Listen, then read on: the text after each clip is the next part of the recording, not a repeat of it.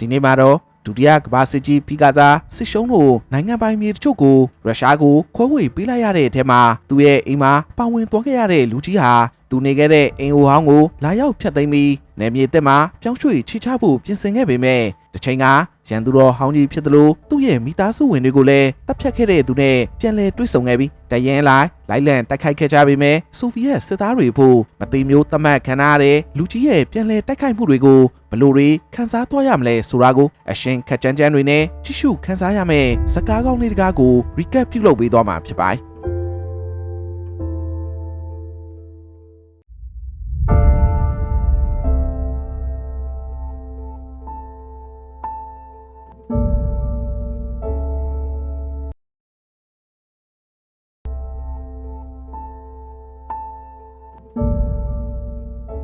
ကျွန်တော်တို့ရဲ့ Recapbox IND Channel ကိုကြည့်ရှုအားပေးကြတဲ့ပရိသတ်အားလုံးမင်္ဂလာပါ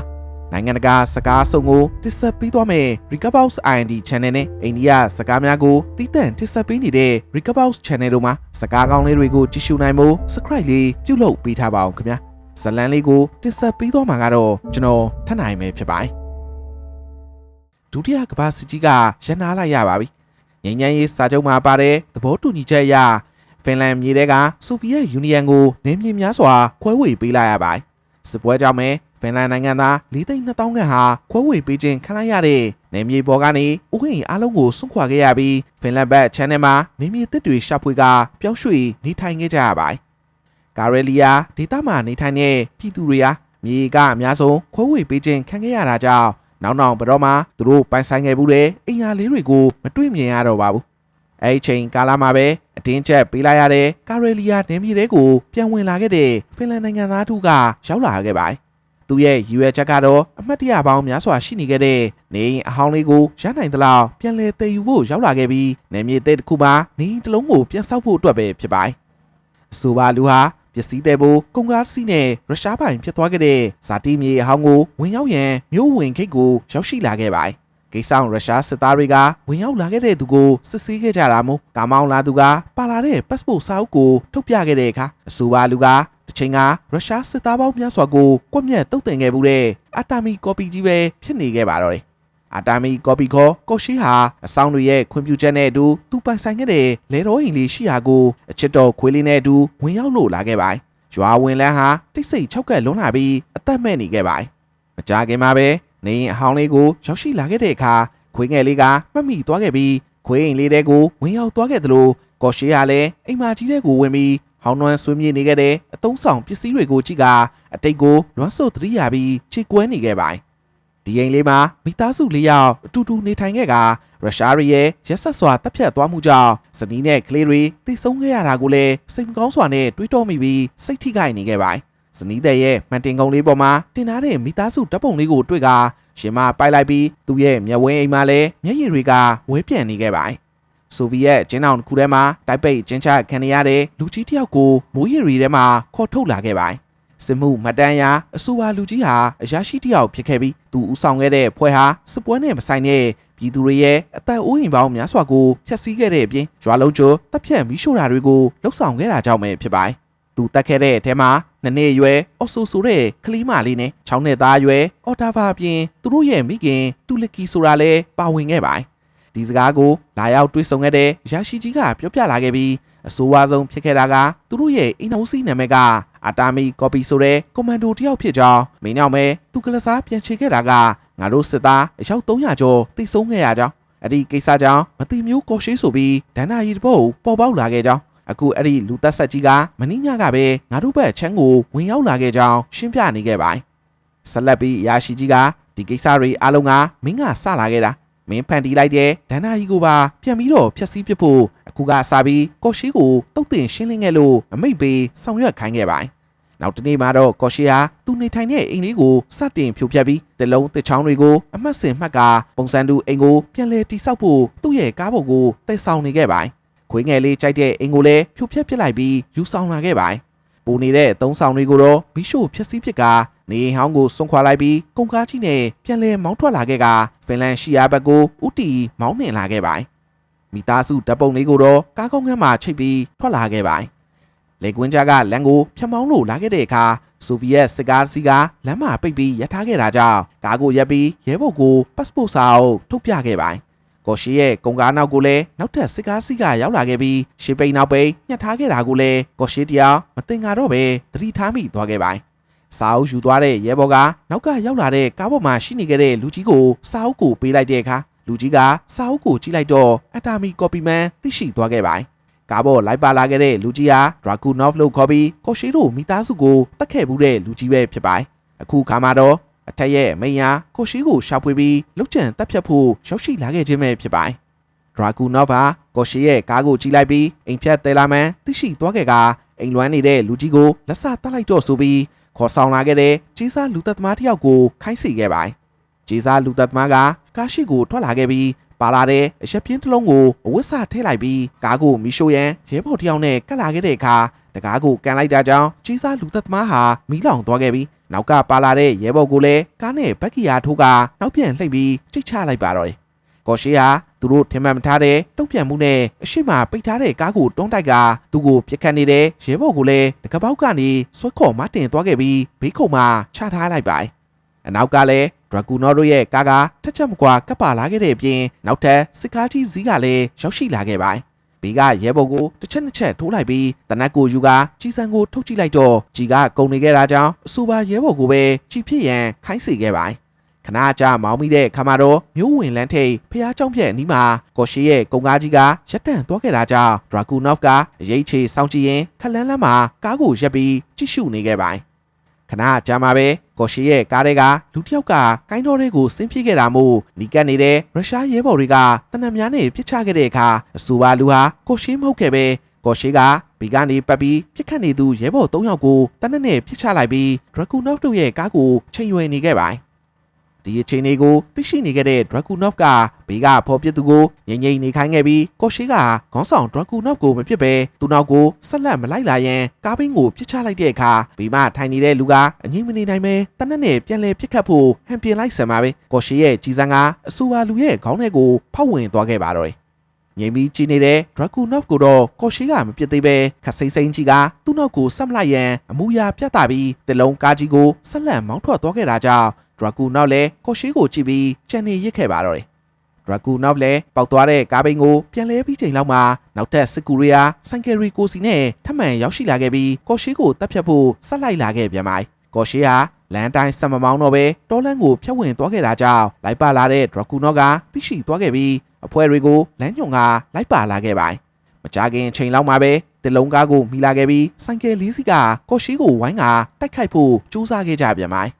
ဘေးကိုကတ်လာတဲ့ဆိုင်ကယ်သမားကိုပြစ်ချခဲ့ပေမဲ့ဂျီကာဝတ်စုံအပြည့်ဝတ်ဆင်ထားတာကြောင့်ဂျီမတိုးတဲ့အခါဆိုင်ကယ်သမားကနှလုံးပြုတ်နဲ့ပြစ်လိုက်တာကြောင့်ကော်ရှိရဲ့လက်မောင်းကိုထိမှန်သွားခဲ့ပြီးကားကလည်းလမ်းဘေးကိုထိုးဆိုင်ဆင်းသွားခဲ့ပါတယ်ချက်ချင်းပဲလမ်းဘေးဆင်းသွားတဲ့ကားကိုထိန်ချောင်းလိုက်ပြီးလမ်းပေါ်ပြန်တက်လာခဲ့တဲ့အခါဆိုင်ကယ်သမားတစ်ယောက်ကကားနောက်ကနေအပေါ်ကိုတွေ့တက်လာခဲ့ပါတယ်ကားခေါင်မိုးထိပ်ကိုရောက်ရှိလို့လာခဲ့တဲ့အခါကော်ရှိကိုကားခေါင်မိုးပေါ်ကနေပြစ်ခတ်နေခဲ့တာကြောင့်ဘရိတ်အုပ်လိုက်တဲ့အတွက်ပြစ်ခတ်နေခဲ့တဲ့သူဟာအရှိန်လုံးပြီးဘောနက်ဖုံးပေါ်ကိုပြုတ်ကျသွားခဲ့ပြီးဗန်ပါကြီးကိုတွဲခိုလိုက်ပါလာခဲ့ပါတယ်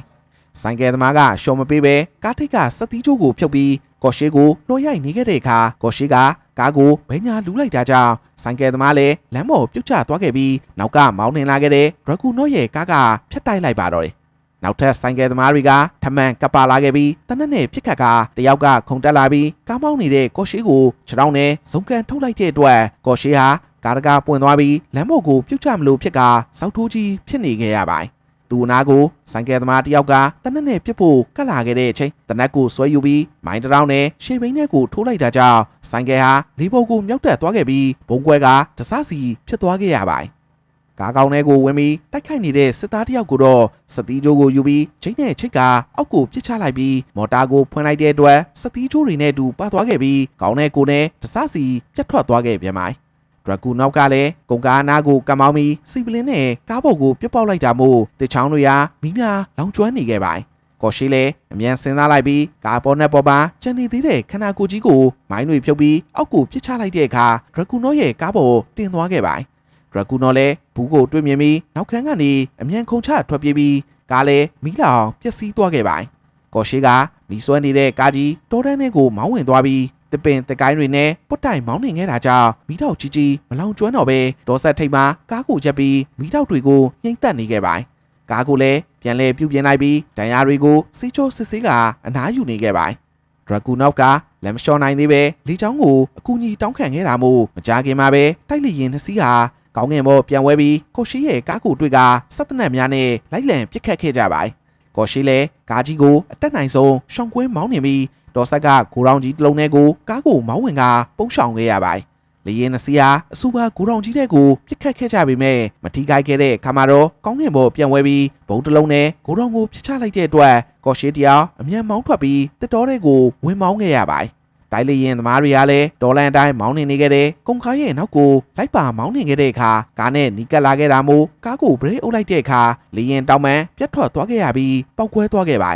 တစ်တော်တွေကမောင်းထွက်လာပြီးရှာမတွေ့တော့တဲ့လေရင်တစ်စီးကိုအကဲခတ်လေးလာခဲ့ပေမဲ့လေရင်ကိုမတွေ့တာကြောင့်တောဆက်ကမောင်းထွက်လာခဲ့ပြီးပင်လယ်ကမ်းဘေးကလမ်းအတိုင်းထွက်လာခဲ့ပါတကယ်တော့ကော်ရှိရှာမတွေ့တဲ့လေရင်ဟာလမ်းဘေးဆက်တောင်ကဘာကိုကာကွယ်ပြီးပုံးကိုပြန်တန်းနေခဲ့ပါဆက်လက်ပြီးကားနဲ့တန်းနဲ့ဖြစ်သွားတော့မှလေရင်ကိုအပေါ်ကိုဆွဲတင်ကကုန်ကားနဲ့မျက်နှာချင်းဆိုင်ပြန်တန်းလာပြီးစက်တနက်နဲ့ပြစ်တာအားမရတဲ့အဆုံးလေရင်နဲ့ကားကိုတိုက်ရန်ချိန်ရွယ်လိုက်ပြီးပိုင်လော့ဟာခုန်ထွက်သွားခဲ့ပါကော်ရှိဖူရှီတက်တဲမှာပြန်ဝဲထိုးဆိုင်နေတဲ့လေရင်ကိုတွေ့တဲ့အခါကားကောင်းပေါ်တင်ထားတဲ့တစ်လုံးတွေကိုဖြုတ်ချလိုက်ပြီးကားကိုရပ်လိုက်တဲ့အတွက်တစ်ခေါင်းတွေဟာ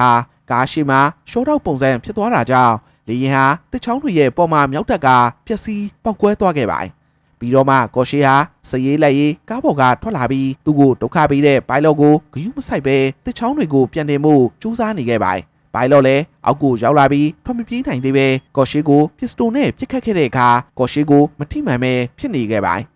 ကော်ရှိလည်းဒေါသတွေထွက်သွားခဲ့ပြီးပိုင်လော့ကိုရိုက်နှက်ဖို့ရောက်လာခဲ့ပေမဲ့နောက်ထပ်လေရင်စီးကထပ်မံရောက်ရှိလာခဲ့တာကြောင့်ပိုင်လော့ကိုထားပြီးထွက်ခွာသွားခဲ့ပါ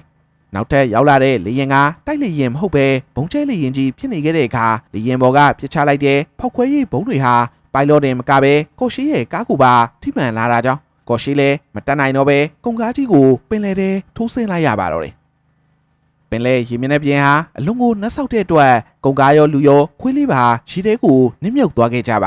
ကော်ရှိလည်းအတတ်နိုင်ဆုံးတစ်လုံးကားကိုကုခတ်ကခြိထားတဲ့ကျိုးတွေကိုဖြုတ်လိုက်ပြီးတစ်ချောင်းတွေနဲ့အတူအသက်မသေးခဲ့ပဲရေပေါ်ကိုပြန်ရောက်လာခဲ့ပါ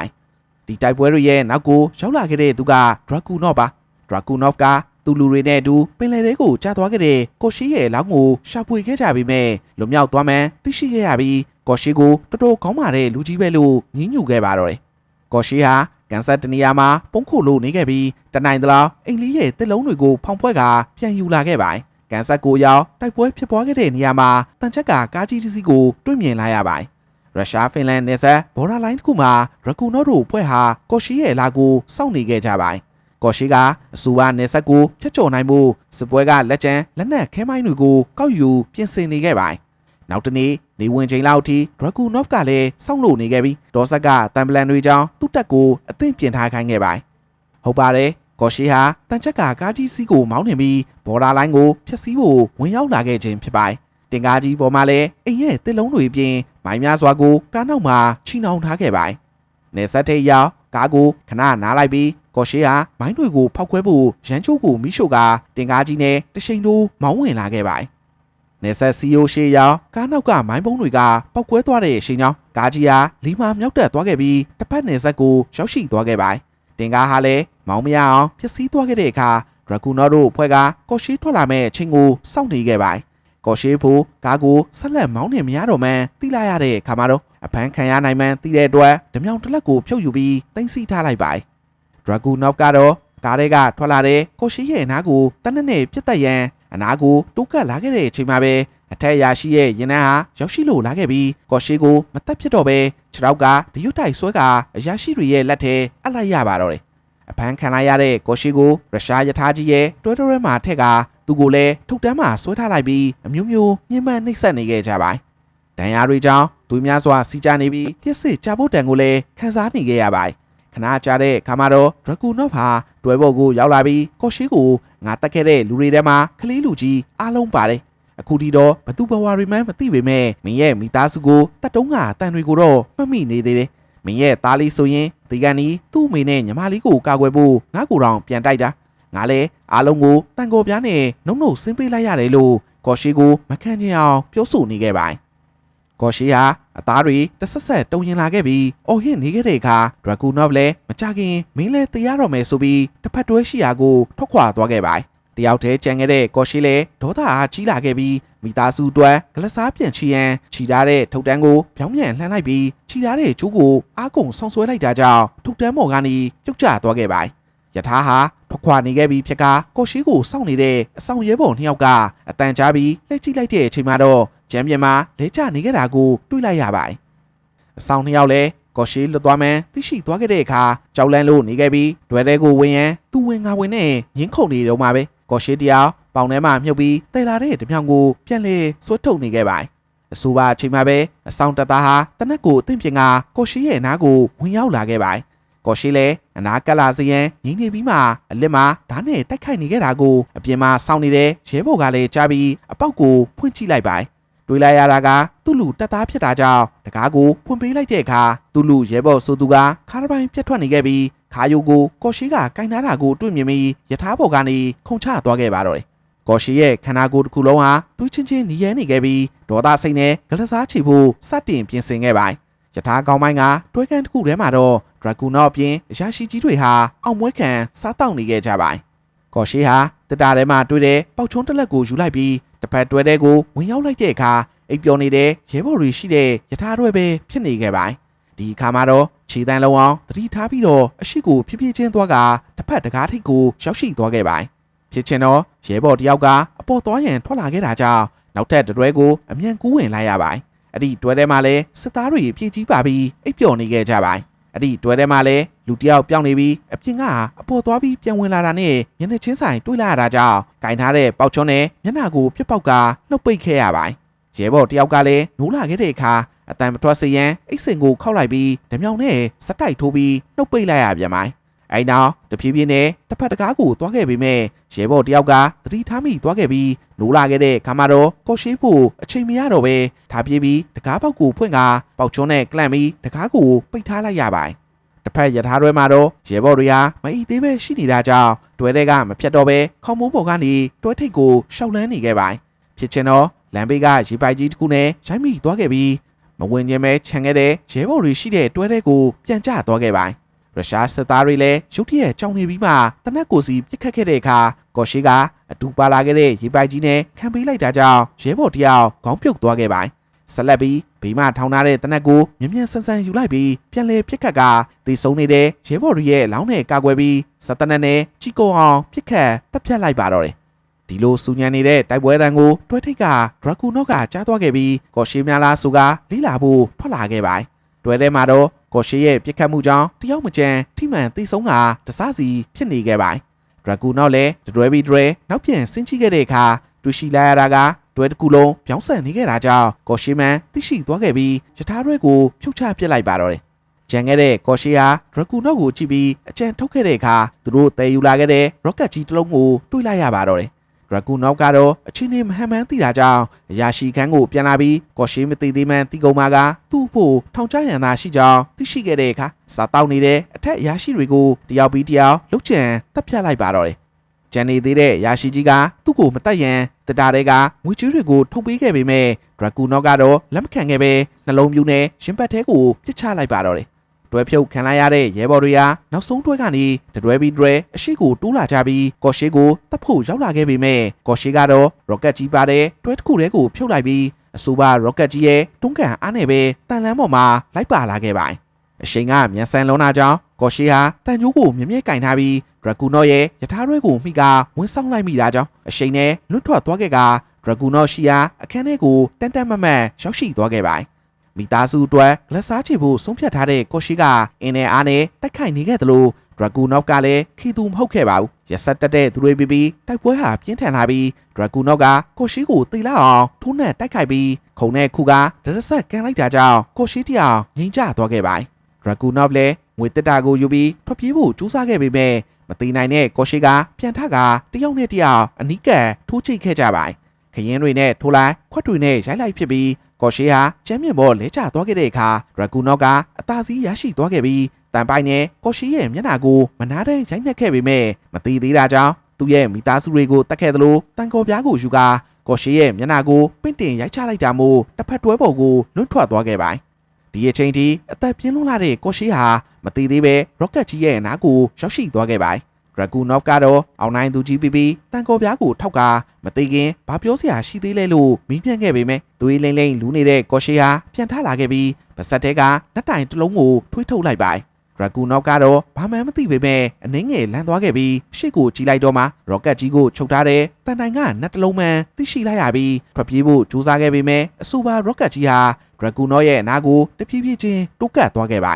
ကိုရှိကတော့တွဲကိုဘရိတ်အုပ်ကအနောက်မှကျန်နေခဲ့ပြီးအနေအထားကိုစောင့်ကြည့်နေခဲ့ချိန်မှာပဲလောင်စာမကုန်သေးတဲ့ရော့ကတ်ဟာဒရဂူနော့ရဲ့မျက်နှာလေးကိုစိုက်ဝင်ပြီးဒရဂူနော့နဲ့အတူရထားရွေးကြီးဟာလည်းပောက်ကွဲပျက်စီးသွားခဲ့ပါအချိန်ကဝီလီဝီလင်းဖြစ်လာခဲ့ပြီးနှင်းမုံများကြောင့်မှုန်ဝါးနေခဲ့ပါနေဆက်ရထားလမ်းဂိတ်လေးတစ်ခုမှာတော့တာဝန်ကျဆောင်ရဲဘော်တွေဟာနှင်းမုံတွေကြားကလှုပ်ရှားမှုကြောင့်ပြစ်ခတ်ရန်အသင့်ပြင်လိုက်တဲ့အခါထွက်ပေါ်လာခဲ့တဲ့သူကကိုရှိဖြစ်နေခဲ့ပြီးသူအိမ်ရဲ့တစ်လုံးချောင်းတွေကိုရနိုင်သလောက်တည်ယူလာခဲ့ပါရဲဘော်တွေဟာဖင်လန်ဘက်ချမ်းကဖြစ်ပြီးကိုရှိကအစူပါဆောင်လေးတွေကိုသူ့ရဲ့စုပ်ပြတ်နေတဲ့ passport စာအုပ်ကိုထုတ်ပြခဲ့ပါဖင်လန်ရဲဘော်လေးတွေကလည်းအတာမီကော်ပီကြီးမှန်သိရှိသွားခဲ့ပြီးအလေးပြုကဝင်ခွင့်ပြုခဲ့ပါဒီလိုနဲ့အတာမီကော်ပီကြီးဟာတင့်တော်မဲ့နေရာလေးတစ်ခုကိုရှာဖွေခဲ့ပြီးသူ့ရဲ့ခွေးငယ်လေးနဲ့အတူအိမ်အသစ်ကိုပြန်လည်တိစောက်နေခဲ့ပါခွေးငယ်လေးရဲ့ဟောင်းတန်းကြောင့်အိမ်ဆောင်နေခဲ့တဲ့ကိုရှိဟာပတ်ဝန်းကျင်ကိုလှမ်းကြည့်လိုက်တော့လူတစုကရောက်လာမှန်းသိရှိခဲ့တဲ့အခါအန်ဒီရဲ့ပေးမယ်လို့ထင်လိုက်ပြီးရဲရင်ကြီးကိုကိုင်ကရက်ကြည့်နေခဲ့ပါအဆိုပါလူတွေဟာဘီပတ်ဝန်းကျင်ကပြောင်းရွှေ့နေထိုင်လာကြတဲ့ဖင်လန်နိုင်ငံသားတွေဖြစ်ပြီးခေါင်းဆောင်ဖြစ်သူကခမအိမ်ဆောင်နေတာအကူကြီးလိုအပ်နေပုံရတယ်လို့ပြောဆိုခဲ့ပြီးကော်ရှိကိုအားလုံးကဝင်ရောက်ကူညီလောက်ကင်ပေးခဲ့တာကြောင့်လူချမ်းကြီးကော်ရှိဟာမရဘူးတဲ့စေတနာအကူကြီးကိုလက်ခံလိုက်ရတာမို့မျက်ရည်တွေဝဲနေပြီးဝမ်းနဲ့ဝမ်းသာကြီးဖြစ်ကဇလန်းလေးကလည်းပြီးဆုံးသွားခဲ့ပါတော့တယ်နောက်ရက်တွေမှာလည်းဒီလိုစကားကောင်းလေးတွေကို recap ပြုလုပ်တင်ဆက်ပေးသွားမှာဖြစ်လို့ကျွန်တော်တို့ရဲ့ Recapbox ID Channel ကို subscribe လေးပြုလုပ်ပေးသွားပါအောင်နော်စကားလေးကိုအချိန်ပေးကြည့်ရှုခဲ့တဲ့အတွက်ကျေးဇူးအထူးပဲတင်ပါတယ်